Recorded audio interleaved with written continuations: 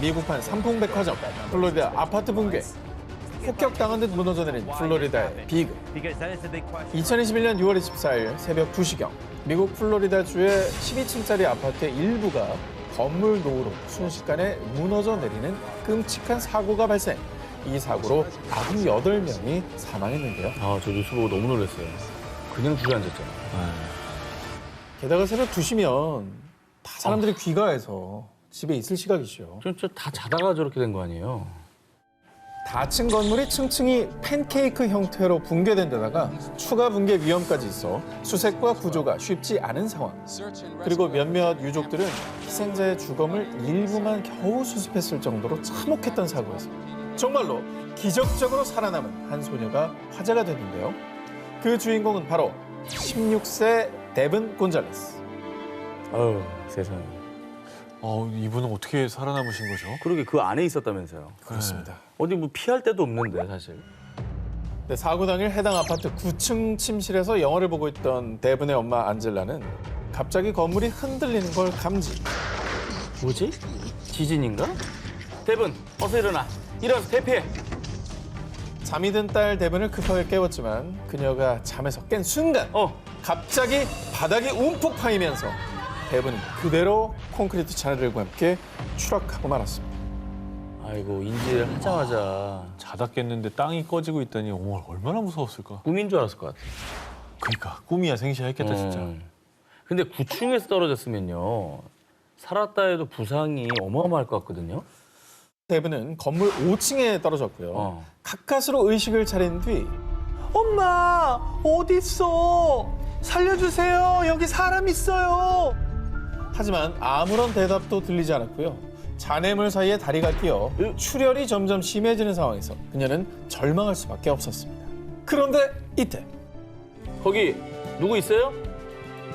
정말 기적적으로 구조대원이 데븐을 발견, 파편을 뚫고 가까스로 구조를 하는데 성공했던 건데요. 아니, 이게 4개 층이 추락이 된 거잖아요. 9층에서 5층까지 떨어졌어도. 네. 그것만 해도 엄청난 그럼요. 목숨이 왔다 갔다 하는 상황인데 살았네, 그래도. 근데 그리고 잔해 속에 있었으면 또 구조대원이 못 봤으면 또 그냥 죽는 거잖아요. 정말 아비규환의 상황이었을 겁니다. 게다가 고등학교 배구팀에서 활약하던 데븐은 구조 당시 얼마 뒤 있을 배구 경기를 걱정하는 등 삶의 열의를 보여 누리꾼들로부터 많은 응원을 받았는데요. 하지만 아파트 붕괴 사고로 아버지를 잃고 대퇴골 골절로 좋아하던 배구까지 중단하게 돼 힘든 시간을 겪어야 했습니다. 아유 저렇게까지 배구를 좋아하는데 완쾌돼서 다시 선수로 뛸 수 있었으면 좋겠다는 생각도 들고. 그러게요. 희망의 아이콘으로 거듭났으면 좋겠어요. 좀 배구를 다시 잘해가지고. 네. 로 약 30m 상공에서 유적지를 내려다볼 수 있는 열기구에 탑승했는데요. 그런데 얼마 후 예상치 못한 위기의 상황을 맞게 된 다비드. 당시 상황을 영상으로 먼저 보여드리겠습니다. 화면 있어요? 매달렸어? 오이 뭐야? 어떻게 해? 어떻게 올라가서 잘못됐나 보다. 갑자기 열기구 바구니 반쪽이 열리는 사고가 발생하며 순식간에 미끄러진 다비드. 하지만 정말 다행히도 그는 가까스로 열기구 가장자리를 붙잡았고요. 다비드는 안전장치 하나 없이 오직 자기 힘으로 수십 미터 상공에 매달리게 된 겁니다. 아니, 몇십 미터 상공에서 안전장치 하나 없이 매달려 있다는 거잖아요. 아니 저는 이제 호주 가서 열기를 타봤는데 열기가 되게 조심조심 날아가긴 하는데 그냥 바구니 안에 있어야 돼. 안전장치가 딱히 있질 않아. 그렇지, 그렇지. 그러니까 이게 실수로 문이 덜컥 열려버리면 저런 상황이 발생할 수도 아니, 있는 거죠. 저거 8인 빠지면 그냥 떨어지는 거잖아요. 그렇습니다. 2016년 미국 열기구 추락해 16명 사망. 2013년 이집트 열기구 추락해 19명 사망. 2012년 뉴질랜드 열기구 추락해 11명 전원 사망. 아유. 열기구 추락 사고는 곧 탑승객 사망으로 이어지는 정말 위험한 사고인데요. 1분 1초가 다급한 상황. 지상에 있던 사람들은 다급하게 열기구와 연결된 로프를 붙잡아 열기구가 더 높이 올라가지 못하게 막고요. 다비드가 추락할 것을 대비해 바닥에 안전 시트를 깔았습니다. 근데 건물 아래도 아니고 열기구는 움직이기 때문에 뭐 깔려 있다고 해도 어디로 날아갈 줄 알고 그냥 어디로 떨어질 줄 알고. 바람 타서 옆으로 쓱 흘러가잖아. 그럼. 그런데 말입니다. 다비드가 열기구에 매달린 지 2분가량 지났을 무렵 지상에 있던 사람들은 경악을 금치 못했습니다. 저 어떡하냐? 지금 놓친 거지? 놓친 거 팔에 힘 빠진 거야. 저렇게 오래 못 있어. 근데 지금 오늘 다행히 주제가 구살생이에요. 그렇죠. 오늘 주제는 나쁜 결말은 아닐 거야. 나쁜 결말은 아닐 거야. 오늘 주제 죽음 아니죠? 자, 죽음 19 아니죠 오늘? 그 직후 영상도 보시죠. 뭐야? 야, 이거 영화라고 해도 개연성 없겠다, 이거. 저 공중 뭐 고개쇼 이런 거 아니에요? 무슨 와. 액션 배우 아니고요. 떨어지는 순간, 그리고 심지어 그냥 떨어지는 것도 아니고 돌고 있었잖아. 네. 근데 눈앞에 줄 딱 나타난 거 아니야. 그러니까 고개쇼 아니냐고. 그걸 잡은 거 아니야. 이게 확률이 도대체 몇 프로야? 로또보다 없지 이거. 저는 이런 상황은 빈 디젤밖에 본 적이 없습니다. 빈디젤도 얼마나 안전장치가 있는 상태에서 하겠어요. 열기구에서 추락해 공중에서 부른 다비드는 정말 극적으로 추락하기 직전에 열기구에 연결된 로프를 붙잡았고요. 무사히 지상으로 내려올 수 있었습니다. 아니 어떻게 이게 1위가 아니냐? 난 그래서 2위 생각했다니까, 정말로 이거는. 빰빰빰빰빰. 거의 그거 아닌가요, 지금? 빠라밤. 아유 빠라밤도 빠라밤. 시나리오 이렇게 써오면은 그래. 백이야. 저분 한번 인터뷰 해보고 싶다. 눈앞에 그 줄이 나타났을 때 그때 그 기분이 어땠었지? 그 하늘에서 내려온 동아줄 같이 생각해. 그러니까 그렇게 그치? 생각했어. 미국 텍사스주 오스틴에 위치한 레이디버드 호수. 이 호수는 도심과 자연이 어우러진 환상적인 경치를 자랑해 잔잔한 호수에서 힐링을 즐길 수 있는 카약이나 보트 체험이 인기인데요. 올해 6월 10일 엠마와 올리비아는 친구 2명과 함께 보트를 빌려 레이디버드 호수에서 물놀이에 나섰습니다. 아, 여기 뷰 대박이다. 근데 너 남친이랑 요즘 문제 있어? 아니 얼마 전에 남친 때문에 진짜 화난 일이 있었잖아. 좀 들어볼래? 아우 짱나 진짜. 네 사람은 시간 가는 줄도 모르고 수다 산매경에 빠졌는데요. 그런데 잠시 뒤 여기가 대체 어디야? 아우 살려주세요! 한참 보트를 타고 여유를 만끽하던 그들의 눈앞에 나타난 건 드넓게 펼쳐진 호수의 전경이 아닌 낭떠러지였습니다. 뭐야? 저 완전 인디아나 존스 아니야? 그러니까 이러지도 저러지도 못하는데. 저 어떻게 저? 이들이 탄 보트가 아슬아슬하게 걸려있는 이곳은 레이디버드 호수에서 이어진 롱혼댐의 가장자리였는데요. 어쩌다 이곳까지 왔느냐. 보트가 댐 쪽으로 흘러가는 동안 엠마 일행은 수다 산매경에 빠져 방향 전환을 알리는 부표를 미처 보지 못했고요. 아, 그 사이 보트가 댐으로 진입. 뒤늦게 엠마 일행은 보트 방향을 돌려보려고 했지만 유속이 강해 실패. 점차 댐의 낭떠러지 쪽으로 밀려나게 된 겁니다. 4명 있는데 한 명도 그걸 못 본 거야? 수다 떨면 답이 없어요, 진짜. 자칫 잘못하면 11m 높이에서 곤두박질할 위기에 처한 그 순간 와 미치겠다. 이 줄 던져줄 테니까 배에다 꽁꽁 묶으세요. 얼른요. 신고를 받고 출동한 보트 렌트 회사의 다른 배가 도착. 다가오는 보트의 물살에 엠마 일행의 보트가 떠밀리지 않도록 조심해서 접근했고요. 급류에 휘말리지 않을 만한 거리에서 엠마 일행이 탄 배에 밧줄을 거는 데 성공. 생명줄과도 같은 밧줄 하나에 의지한 채 벌벌 떨고 있던 엠마 일행은 이후 출동한 구조대에 의해 안전히 구조될 수 있었습니다. 저 조금만 늦게 왔으면 그냥 떨어졌네. 그러니까 조금씩 밀리다가 어느 순간에 그냥 추락하는 거잖아요. 와 미치겠다. 그러니까 배가 또 접근할 때 배한테서 파도가 생기잖아요. 그렇죠. 그 파도를 맞고 떨어질 수도 있거든요. 그거에 밀려서 떨어질 수도 있어. 그러니까 더 조심조심하게 접근을 한 거죠. 아유, 다행이다. 올해 2월 미국 플로리다주. 7살 소년 엘리아스는 할머니와 숨바꼭질 놀이를 하고 있었습니다. 여기 숨으면 할머니가 절대 못 찾겠지? 고민하던 엘리아스가 야심차게 숨은 곳은 바로 마당에 놓인 커다란 쓰레기통 아니었습니다. 아, 불안하다. 쓰레기차가 오나 설마? 쓰레기통 안에서 쥐죽은 듯이 숨어있던 엘리아스. 그런데 갑자기 엘리아스의 몸이 붕 뜨는가 싶더니 밖으로 곤두박질 쳐졌습니다. 그 미국에 그거 아니야? 쓰레기통 수거차가 그럼. 와서 걸어가지고 네. 기계로 이렇게 터는 거. 맞습니다. 아이고야. 그리고 그냥 출발해서 소각장으로 가잖아. 엘리아스가 쓰레기통에 숨어있던 그때가 하필이면 쓰레기 수거 시각이었습니다. 쓰레기차가 엘리아스가 숨어있는 쓰레기통을 집어 들고 탈탈 털어냈던 것입니다. 엘리아스가 쓰레기 더미 위로 떨어지는 것을 목격한 사람은 아무도 없었습니다. 와 진짜 무서웠겠다. 아, 해필 또 그때 또 수거 시간이냐. 아유. 아우 저게 차 안에서 저게 무슨 기계가 돌아가나 아무튼 시끄러울걸요. 엄청 시끄럽죠. 저 운전하는 사람은 모를 거예요. 누가 있는지 없는지. 문제는 여기서 끝이 아니었습니다. 정말 위험한 것은 쓰레기차에 설치된 분쇄 압축기. 아이고. 그 분쇄 압축기의 무시무시한 칼날이 엘리아스의 눈앞에서 돌아가고 있었던 겁니다. 엄마! 와 이거 무슨 공포 영화 아니야? 소리를 질러도 모르고. 눈앞에는 칼날이 있고. 우리가 아는 그 파쇄기 그런 거죠. 그죠, 이거. 와 이거 어떡하냐? 공포에 질린 엘리아스가 비명을 질렀지만 굉음을 내는 기계 소리에 묻혔고요. 날카로운 칼날은 점점 엘리아스의 코앞까지 다가왔습니다. 그리고 그 무시무시한 칼날이 엘리아스를 덮치기 일보 직전의 순간 기계가 기적같이 멈췄습니다. 어떻게 멈췄어요? 엘리아스의 생명을 구한 이는 당시 쓰레기차를 운전하던 환경미화원 피델이었는데 그가 정말 극적으로 엘리아스를 살릴 수 있었던 이유. 미국의 환경미화원들은 쓰레기 분쇄 시 감시 카메라로 그 과정을 지켜봐야 하는데요. 아우, 저게 안전장치 있었네. 평소 업무 지침을 성실히 지켰던 피델은 그날도 어김없이 운전석에서 모니터를 주시하던 중 쓰레기 더미 속에 엘리아스를 발견. 그 즉시 분쇄기를 멈췄던 것입니다.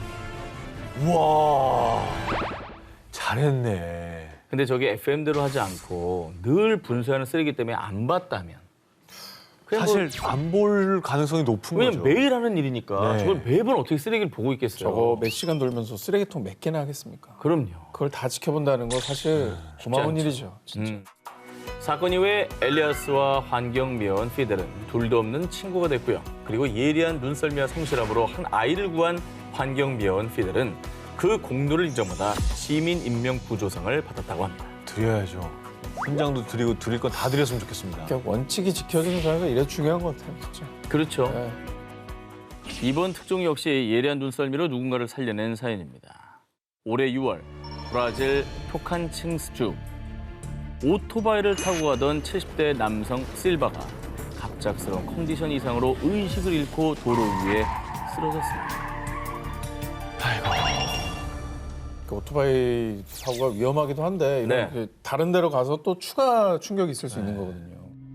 엎친 데 덮친 격으로 다른 차량과 충돌하는 2차 사고까지 발생. 아이고. 당시 신고를 받고 출동한 구급대원이 심폐소생술을 실시했지만 소용이 없었고요. 결국 실바가 사망했다고 판단. 구급대원은 실바의 시신을 시신 가방에 안치했습니다. 아, 너무 안타깝네요.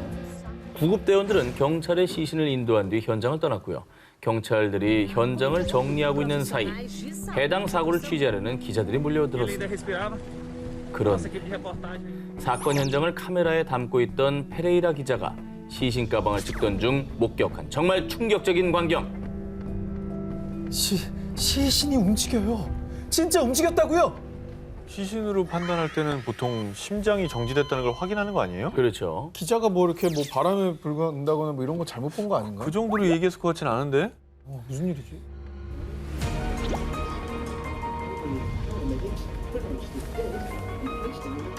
움직였죠. 살짝 높아졌다 내려가는 거. 그치? 봤죠. 봤어. 안 보여? 살짝 올라갔다 내려가잖아. 근데 한 기자님은 이게 움직였다는 사실을 미리 알려드렸는데도 처음에 못 봤죠. 그러니까. 그래. 이게 눈썰미가 진짜 좋지 않고서는 모르는 일이에요. 기자의 관찰력이 좋았네. 그렇죠.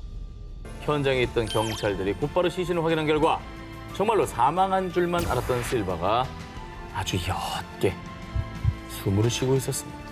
구급대원들이 다시 돌아오기를 기다리는 동안 페레이라 기자는 실바에게 심폐소생술을 실시했고요. 자, 그리고 약 10분 뒤 마침내 구급대원들이 다시 도착해 실바는 무사히 병원으로 이송됐다고 합니다. 살아있었네.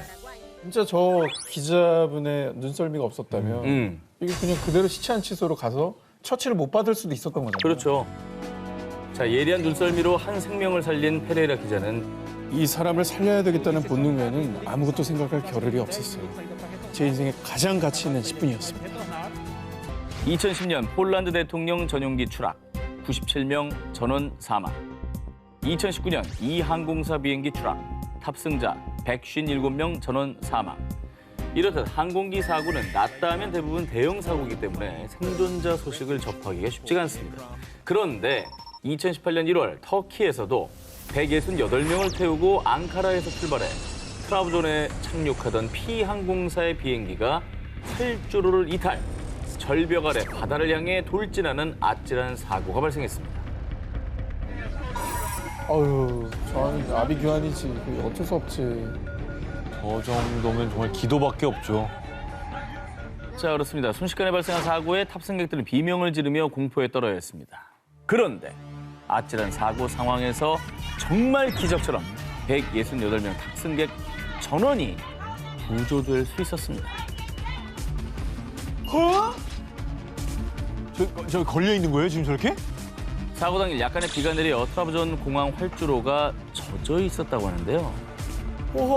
이거 왜 이래? 평소보다 속도가 너무 빠르잖아.